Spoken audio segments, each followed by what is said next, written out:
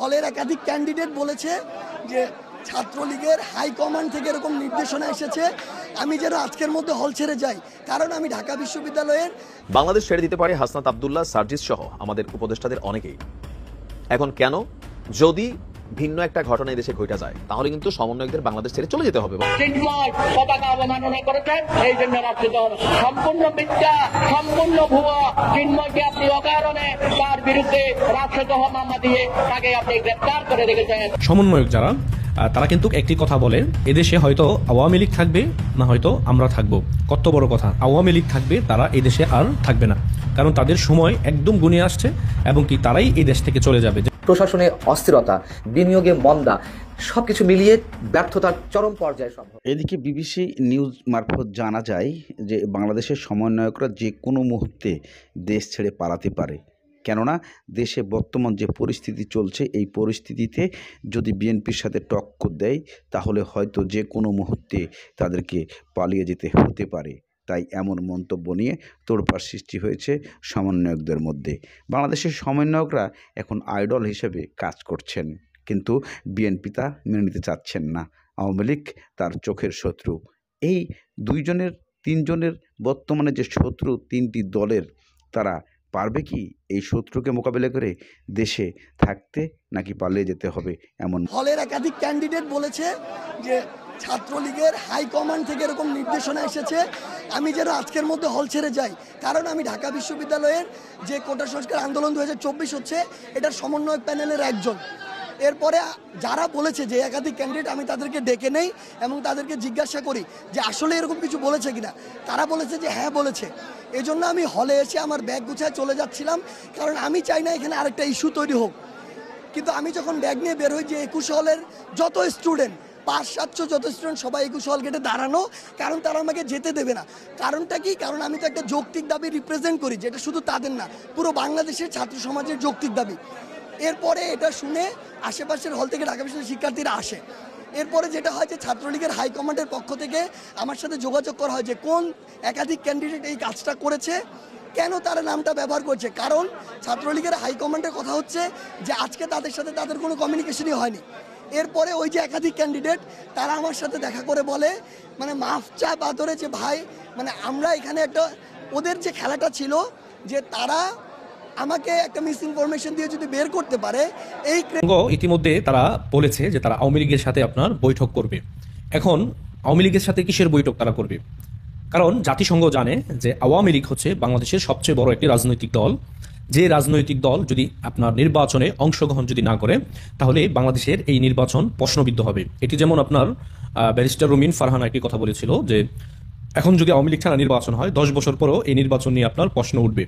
তার মানে সমন্বয়ক যারা, তারা কিন্তু একটি কথা বলে যে তলোয়ার আর হচ্ছে গর্দান কখনো একসাথে থাকতে পারে না। এই যে কথাগুলো, এগুলো যারা আমাদের বাংলাদেশে যারা প্রকৃত এই দেশপ্রেমিক, তারা কখনো এরকম কথাবার্তাকে কখনো সাপোর্ট করতে পারে না। আর যেমন আপনার তারা একটি কথা ইতিমধ্যে বলেই দিয়েছে যে এদেশে হয়তো আওয়ামী লীগ থাকবে, না হয়তো আমরা থাকবো।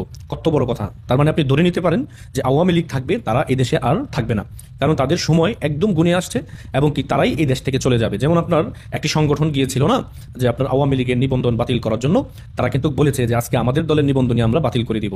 কারণ যে দলের নিবন্ধন বাতিল করতে চেয়েছিল যারা, তখন কিন্তু আপনার বিচারপতি বলেছিল আপনি যে দলটির আপনার নিবন্ধন বাতিল করতে আসছিলেন সেই দলটির নাম হচ্ছে বাংলাদেশ আওয়ামী লীগ, জানতে হবে আপনাকে এই দলটি কি। তার মানে জাতিসংঘ বা তারা চায় যে আওয়ামী লীগের সাথে আপনার নির্বাচন ইস্যু নিয়ে কথা বলার জন্য। এখন আওয়ামী লীগ কতটুকু প্রস্তুত তাদের সাথে বসার জন্য, এটি আসলে সামনেই দেখা যাবে। আর বিশেষ করে অনেকেই বলে থাকেন যে আমাদের দেশে দ্রুত সময় একটি নির্বাচন হবে। আসলে আদৌ কি সেটি বাংলাদেশে নির্বাচন হবে এরকম কোনো প্রস্তুতি কি আপনারা দেখতে পাচ্ছেন? বাংলাদেশে নির্বাচন হতে গেলে সর্বপ্রথম আইন শৃঙ্খলার পরিস্থিতি যেটি, সেটির আপনার স্ট্রং থাকতে হবে। স্ট্রং যদি না থাকে তাহলে এই বাংলাদেশে নির্বাচন দিয়ে কোনো ফায়দা নাই বা কোনো লাভও হবে না। তার মানে নির্বাচনের কথা আপাতত বাদ দিতে পারেন, এখন শুধু শুনবেন বৈঠক আর বৈঠক হবে, কিন্তু দিন শেষে গিয়ে দেখবেন বাংলাদেশে আর কোনো নির্বাচন হবে না। ওই যে আপনার বাংলাদেশের যে সংবিধান রয়েছে না 72-এর, এই সংবিধান অনুযায়ী আপনার বাংলাদেশে একটি নির্বাচন হবে 29 সালে। সেটি আপনার যে সরকার, শেখ হাসিনা সরকার, তার আন্ডারেই দেখবেন নির্বাচন হবে। এমনও হতে পারে যে 29 সালে শেখ হাসিনা আবার রাজনীতি থেকে বিদায়ও নিতে পারে, কারণ উনি অবসরে চলে যেতে পারেন। কিন্তু বাংলাদেশে আপনার এমন সংস্কার হবে, শেখ হাসিনা বলছে না, শেখ হাসিনা যদি আবার আসে তাহলে উন্নয়ন অনেকটা কম করবে। কারণ উন্নয়ন করে শেখ হাসিনা কি পাইছে? কিছু পায় নাই। বাংলাদেশের এই উন্নয়ন করে বিনিময়ে সে কি পাইল? এদেশের মানুষের নিরহ মানুষকে আপনার লাশ বানিয়েছে কারা? যারা এই বাংলাদেশকে আপনার দখল করেছে ইতিমধ্যে। তাদের হাতে আমাদের বাংলাদেশের হাজার হাজার পুলিশ সদস্য নিহত হয়েছে, হাজার হাজার স্টুডেন্ট নিহত হয়েছে। কিন্তু এগুলোর দায়ভার কার উপরে চাপাতে চেয়েছিল? শেখ হাসিনার উপরে। কিন্তু দিন শেষে গিয়ে দেখবেন এগুলোর যদি তদন্ত হয় তাহলে দেখবেন শেখ হাসিনা এগুলো থেকে নির্দোষ প্রমাণিত হবে। আমি আপনাকে কথাটা বললাম, কথাটা আপনি সাদা কাগজে লিখে রাখতে পারেন যে এমন সময় সামনে আসবে, এগুলো যখন তদন্ত হবে তখন দেখবেন যে শেখ হাসিনা এগুলো থেকে আপনার নির্দোষ প্রমাণিত হবে। কারণ স্নাইপার রাইফেল যারা ইতিমধ্যে বাংলাদেশে ঢুকিয়েছে, কারা ঢুকিয়েছে, ছাত্রদেরকে কিভাবে আপনার হত্যা করা হয়েছে, সব কিছু কিন্তু তথ্য আপনার বেরিয়ে আসবে। এমনও হতে পারে যারা ইতিমধ্যে মারা গেছে তাদের লাশ তুলেও কিন্তু আবার নতুন করে তদন্ত হতে পারে। এবং কি শেখ হাসিনা বলেছে যে প্রয়োজনে লাশ তুলে এগুলো আপনার তদন্ত করা হবে। আর পুলিশ যদি আপনার গুলি করে থাকে, যারা করেছে তাদেরও কিন্তু বিচার হবে। হবে না যে এরকম না, শেখ হাসিনা কখনো সরাসরি নিজে দেয়নি যে তোমরা ছাত্রদের উপরে গুলি চালাও। শুধু তাদের উপর একটাই দায়িত্ব ছিল, অনুমতি ছিল শুধু রাবার বুলেট নিক্ষেপ করার জন্য। কিন্তু এই আন্দোলনে অনেকে আপনার বিভিন্ন জায়গায় চিপাচাপা থেকে ঢুকে গুলি করে ফেলছে আপনার ছাত্রদেরকে, শুধু তারা ক্ষমতার মসনদে যাওয়ার জন্য। আজকে অনেক মানুষ সেটি জানতে পারতেছে। ইতিমধ্যে শহীদের সংখ্যা যেটি বলা হচ্ছে সেটিও কিন্তু ইতিমধ্যে কমে এসেছে। কিছুদিন পর শুনবেন যে এই আন্দোলনে মাত্র সারা বাংলাদেশে 100 থেকে 200 মানুষ মারা গেছে, শুধু তারা বাঁচার জন্য। যারা ইতিমধ্যে সমন্বয়ক রয়েছে, যারা ইতিমধ্যে এই উপদেষ্টা পরিষদে রয়েছে, তাদের মুখে আপনারা শুনবেন যে 5 তারিখে হবে। চিন্ময়কে আপনি অকারণে তার বিরুদ্ধে রাষ্ট্রদ্রোহ মামলা দিয়ে তাকে আপনি গ্রেফতার করে রেখেছেন। এখানে বৈষম্য চলছে। ইউনূস সাহেব, আপনি দুঃখ প্রকাশ করেছেন। জাতীয় পতাকার অবমাননা এই সব ব্যক্তি মাস্তান্না করেছে, তাদের বিরুদ্ধে রাষ্ট্রদ্রোহ মামলা করতে হবে। বাড়াবাড়ি করে জনগণের বিরুদ্ধে দাঁড়িয়ে, জনস্বার্থের বিরুদ্ধে দাঁড়ালে কেউ আপনাকে রেহাই দেবে না। বাংলাদেশ একটি গণতান্ত্রিক মানবিক রাষ্ট্র হবে। আগুন নিয়ে খেলবেন না। আমাদের তরুণ ছাত্রছাত্রীদের উপর এই যে সভ্যতাদের সস্তানীরা আক্রমণ করলো, তাদের উপর লাঠিপেটা করলো এবং ছোট ছোট লাঠিতে জাতীয় পতাকা দিয়ে সেটাতে অপমান করলো, সেই ব্যাপারে আপনারা কোনো ভূমিকা রাখেন নাই, কোনো মামলা করেন নাই। তাদের বিরুদ্ধে কেন রাষ্ট্রদ্রোহ মামলা হলো না? চিন্ময়ের বিরুদ্ধে রাষ্ট্রদ্রোহ মামলা হলো। চিন্ময় কোনো পতাকা বহন করে নাই, চিন্ময় কোনো পতাকা তুলে নাই। যারা তুলেছিল সেটা বাংলাদেশের পতাকা না, অথচ আপনি বললেন চিন্ময় পতাকা অবমাননা করেছেন, এই জন্য রাষ্ট্রদ্রোহ। সম্পূর্ণ মিথ্যা, সম্পূর্ণ ভুয়া। চিন্ময়কে আপনি অকারণে তার বিরুদ্ধে রাষ্ট্রদ্রোহ মামলা দিয়ে তাকে আপনি গ্রেফতার করে রেখেছেন। আর যারা খোদ রাজধানীতে লাঠিতে জাতীয় পতাকা দিয়ে সেটার উপর দিয়ে আমাদের তরুণ ছাত্রছাত্রীদের উপর হামলা করলো, রক্তাক্ত করলো, তাদের বিরুদ্ধে আপনি রাষ্ট্রদ্রোহ মামলা করেন নাই। সুতরাং এখানে বৈষম্য চলছে। আপনারা এদিকে বিশেষ করে বাংলাদেশে যে সংখ্যালঘুদের নিয়ে একটি দ্বন্দ্ব হয়েছিল, চন্দ্রকৃষ্ণ দাস যে বর্তমানে জেলে আছে, ওনাকে নির্দোষ প্রমাণ করা হচ্ছে। যদি নির্দোষ প্রমাণ করে ছেড়ে দেওয়া হয় তাহলে আবারও হট্টগোল সৃষ্টি হতে যাচ্ছে। পারবে নাকি সমন্বয়করা দেশে থাকতে? তাদের কারণেই হয়তোবা আওয়ামী লীগ আবারও মাঠে নামতে পারে।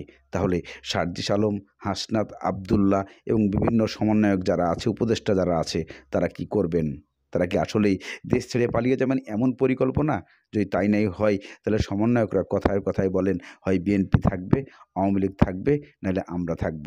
এই কথার প্রত্যুত্তর কীভাবে খুঁজে পাওয়া যায়, চলুন আমরা ভিডিওর অংশেই খুঁজে বের করতে পারবো এর সত্যতা।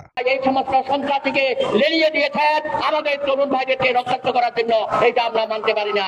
ইউনূস সাহেব, আপনি দুঃখ প্রকাশ করেছেন। আপনি বলেছেন এই ব্যাপারে আপনি আইনগত ব্যবস্থা নেবেন। আপনি 2 জনকে গ্রেফতার করেছেন, এই জন্য আমরা ধন্যবাদ জানাই। কিন্তু অবিলম্বে আপনি যারা এই সন্ত্রাসী কর্মকাণ্ডে অংশগ্রহণ করেছেন তাদের সকলকে গ্রেফতার করতে হবে, তদন্ত কমিশন করতে হবে এবং আমাদের জাতীয় পতাকার অবমাননা এই সব ব্যক্তি মাস্তান্না করেছে তাদের বিরুদ্ধে রাষ্ট্রদ্রোহ মামলা করতে হবে। এরপরে দেখেন গতকাল আমাদের তরুণ ছাত্ররা, আমাদের যুবকরা আবার যখন মিছিল করে এই প্রেস ক্লাবের এখানে আসলো, তার উপর পুলিশ আপনি কামাদানে গ্যাস দিয়েছেন, জল কামান লাগিয়েছেন, লাঠি পেটা করেছেন। কেন? কি অন্যায় তারা করেছে? আপনার পেটুয়া বাহিনীকে আবার ব্যবহার করছেন। ইউনূস সাহেব, আপনি আপনার স্বার্থে পুলিশকে আমার আদিবাসী ভাই বোন সহ যুবক তরুণদের উপর হামলা চালিয়েছেন। এই হামলা অত্যন্ত পরিকল্পিত। গতকালও আপনি এখানে রক্তাক্ত করেছেন। সুতরাং আপনাকে হুঁশিয়ার করে দিতে চাই, বেশি বাড়াবাড়ি করলে অতীতের সরকারের মতো আপনাকেও বিদায় নিতে হবে। বাংলাদেশে কেউ বাড়াবাড়ি করে জনগণের বিরুদ্ধে দাঁড়িয়ে, জনস্বার্থের বিরুদ্ধে দাঁড়ালে কেউ আপনাকে রেহাই রেহাই দেবে না। তাই আসুন আজকে আদিবাসীদের পক্ষে চাকমা ভাই, মগ ভাই এবং অন্যান্য যারা হাজং থেকে শুরু করে সমতল এবং পাহাড়ি জনগোষ্ঠীর পক্ষে, বাংলাদেশের পক্ষে আমরা দাঁড়িয়েছি। আমরা এখানে দাঁড়িয়েছি শুধুমাত্র তাদের পক্ষে না, সারা বাংলাদেশের জনগোষ্ঠীর পক্ষে আমরা দাঁড়িয়েছি। আগামী দিনে বাংলাদেশ একটি গণতান্ত্রিক মানবিক রাষ্ট্র হবে, এখানে মানবতা প্রতিষ্ঠিত হবে। আপনি সংবিধান নিয়ে খেলা করছেন, আগুন নিয়ে খেলবেন না। রাষ্ট্রের 4 মূলনীতি মুক্তিযুদ্ধের মধ্য দিয়ে যেটা আমরা পেয়েছি, সেই 4 মূলনীতিকে বাদ দেওয়ার ষড়যন্ত্র করবেন না। ধর্মনিরপেক্ষতা, সমাজতন্ত্রবাদ দিয়ে বাংলাদেশ হয় না, মুক্তিযুদ্ধ হয় না। বহুত্ববাদের কথা বলে মানুষকে ধোঁকা দেওয়ার চেষ্টা করবেন না। গণতন্ত্র, ধর্মনিরপেক্ষতা, সমাজতন্ত্র, জাতীয়তাবাদ, মুক্তিযুদ্ধের 4 মূলনীতি বাংলাদেশের সংবিধানে অবশ্যই সংরক্ষণ করতে হবে। তা না হলে আমাদের আকাঙ্ক্ষিত বাংলাদেশ, 71-এর বাংলাদেশ এবং 24-এর গণঅভ্যুত্থানের বাংলাদেশ আমরা প্রতিষ্ঠা করতে পারবো না। আদিবাসী ভাই বোনদের যে দাবি দাবা অবিলম্বে মেনে নেন, পার্বত্য শান্তি চুক্তি অবিলম্বে বাস্তবায়িত করেন, কার্যকর করেন। তাদের বিরুদ্ধে কোন রকম ব্যবস্থা আপনি নেবেন না। আমার সেখানকার মা বোন, তরুণ তরুণী, যুব সমাজের বিরুদ্ধে তাদেরকে হত্যাকাণ্ডের শিকার করবেন না। আবার সেনাবাহিনী যারা সেখানে আছেন শান্তি রক্ষায়, তারাও শুনে অশান্তি সৃষ্টি করেন। বাংলাদেশ ছেড়ে দিতে পারে হাসনাত আব্দুল্লাহ, সার্জিস সহ আমাদের উপদেষ্টাদের অনেকেই। এখন কেন? যদি ভিন্ন একটা ঘটনা দেশে ঘটে যায়, ঘটনাটা কোনটা? আপনারা জানেন যে এই মুহূর্তে আমাদের সমন্বয়করা যারা আছেন তারা জুলাই যে ঘোষণাপত্র, এটা নিয়ে গতকালকে একটা সর্বদলীয় বৈঠক হয়েছে। প্রত্যেকটা রাজনৈতিক দল তারা তাদের মত দিয়েছে। তো ফাইনালি সিদ্ধান্ত এটা যে তাড়াহুড়া না, আস্তে ধীরে সবার যে মতগুলো, রাজনৈতিক দলগুলোর যে বক্তব্য আছে সবকিছুকে যাচাই বাছাই করে সমন্বিতভাবে একটা জুলাই ঘোষণাপত্র সরকার ঘোষণা করবে। তবে নির্দিষ্ট কোনো তারিখ ঘোষণা করা হয়নি। এখন এই জুলাই ঘোষণাপত্রে যারা এখানে বিভিন্ন ধরনের ফরমাইশ দিয়েছেন, মানে যে ঘোষণাপত্র খসড়া একটা পত্র আসছে, তো এখানে বা ছাত্রদের প্রধান দাবি হচ্ছে যে বাংলাদেশে আওয়ামী লীগের রাজনীতি নিষিদ্ধ করতে হবে। কিন্তু বর্তমান সরকার তারা কতদূর কি করতে পারবে, আইন কতদূর কি করতে পারবে? আইনের মাধ্যমে যারা অপরাধী আছেন তাদের রাজনীতি বন্ধ হইতে পারে, তাদের যাবজ্জীবন সাজা হইতে পারে, কিন্তু দল হিসাবে টোটালি আওয়ামী লীগকে ব্যান করা এটা আসলে ওইভাবে সম্ভব হবে না। আর করলেও এটা থাকবে না। জামাতে পারছে, পারে নাই। এখন কেন এতগুলো কথা বলতেছি? হাসনাত আব্দুল্লাহ বলছে দেশে হয়তো আওয়ামী লীগ থাকবে অথবা আমরা থাকবো। আপনি বলছেন দুইটা না, একটা অপশন থাকতে হবে। যদি বাংলাদেশের সমন্বয়করা থাকে তাহলে এই দেশে আওয়ামী লীগ থাকতে পারবে না, আর যদি আওয়ামী লীগ থাকে তাহলে সমন্বয়করা থাকবে না, বিদেশে চলে যাবে। তো এই ধরনের বক্তব্য যদি এটা জানেন জবান হইয়া থাকে, যে জবান দিলাম, কথা দিলাম, তো তাহলে কিন্তু সমন্বয়কদের বাংলাদেশ ছেড়ে চলে যেতে হবে। বলে ভাই আপনি কেমনে জানেন আওয়ামী লীগ তো নিষিদ্ধ হতে পারে? না, অন্তর্বর্তী সরকার যেটা করতে পারে, পারসেপশন থেকে আমরা যতটুকু বুঝি, আওয়ামী লীগের যারা অপরাধী আছেন, যাদের বিরুদ্ধে মামলা হয়েছে বা তাদের বিরুদ্ধে প্রসিকিউশন হতে পারে, তারা রাজনীতি থেকে বিতাড়িত হতে পারে। কিন্তু আওয়ামী লীগ তো আর শেখ পরিবার থেকে, যদি আমাদের বাংলাদেশ আওয়ামী লীগ বা বিএনপি এটা পরিবারতান্ত্রিক রাজনীতি আছে, কিন্তু ধরেন তাদের বাইরে কি আওয়ামী লীগ থাকবে না এরকম কোনো বক্তব্য আছে? না। অ্যাজ এ পলিটিক্যাল দল, গণতান্ত্রিক রাষ্ট্রে গণতান্ত্রিক পার্টি হিসাবে আওয়ামী লীগের থাকার সুযোগ আছে। আওয়ামী লীগকে নিষিদ্ধ করা হবে না। কারণ আমরা ডক্টর মোহাম্মদ ইউনূসের যে শক্তিশালী প্রধান, যে আরেকজন উপদেষ্টা ডক্টর আসিফ নজরুল বলেন, আমাদের অ্যাটর্নি জেনারেল বলেন, আপনি বিএনপির অবস্থান বলেন, জামাতের অবস্থান বলেন, আওয়ামী লীগকে চিরতরে রাজনীতি থেকে নিষিদ্ধ করে দেওয়া, এটার পক্ষে কিন্তু কেউই অবস্থান নিচ্ছে না এবং কি নেবেও না। জেনারেল শাখাওয়াত সাহেব, শাখা জেনারেল কিনা জানা ভুলে গেছি নামটা, তো তিনিও কিন্তু একটা বক্তব্য দেওয়ার পর তার স্বরাষ্ট্র উপদেষ্টার পদটা হারাইছেন। সো এখানে সার্কামস্টেন্সেস যেগুলো আসছে, সেখান থেকে আওয়ামী লীগের অনেক নেতা, শেখ হাসিনার বিচার হতে পারে, শামীম ওসমানের বিচার হতে পারে, তাদের অনেক কিছু হতে পারে, বাট টোটালি আওয়ামী লীগকে রাজনীতি থেকে বিমুক্ত করা বা মানে নিষিদ্ধ করে দেওয়া, এটা আসলে আমার মনে হয় না যে এত সহজে হবে। তো কেন্দ্রীয় আহ্বায়ক হাসনাত বলছিলেন এই বাংলাদেশ হয় আওয়ামী লীগ থাকবে, না হয় আমরা থাকবো।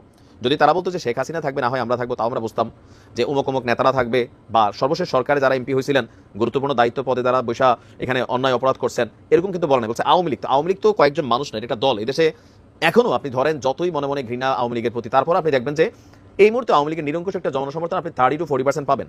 30 to 40 এরা প্রকাশ্যে নাই, সামনে এসে কথা বলবে না, কারণ পরিস্থিতিটা তাদের জন্য এখন জামাতের মতন হয়ে গেছে। একসময় মনে হয়েছে দেশে জামাত নাই, কিন্তু আসলে কি তাই? প্রতিদিন জামাত বৃদ্ধি পাইছে। তারা মেটিকুলাস প্ল্যান করছে রাজনীতিতে কিভাবে কামব্যাক করা যায়, তাই না? তো এটা আসলে অসম্ভব। এমনকি এখানে আরেকটা ওয়ার্নিং দেওয়া হয়েছে মোটামুটি বিএনপিকে, যে যারা ভোটের জন্য আওয়ামী লীগকে পুনর্বাসিত করতে চান তারা জাতীয় স্বার্থের সঙ্গে বেমানি করছেন। তো গতকালকে কুমিল্লার দেবিদ্বার উপজেলার আলিয়া মাদ্রাসা এবং কওমি মাদ্রাসার আলেম ওলামাদের সঙ্গে মতবিনিময় সভায় প্রধান অতিথির বক্তব্যে এসব কথা বলেছেন হাসনাত। তো হাসনাত কি কোনো আলেম? এই যে বাংলাদেশে একটা ট্রেন্ড আছে, সেখানে একটা আলেম ওলামাদের মতবিনিময় সভার প্রধান অতিথি হাসনাত আব্দুল্লাহ হয়ে যায়।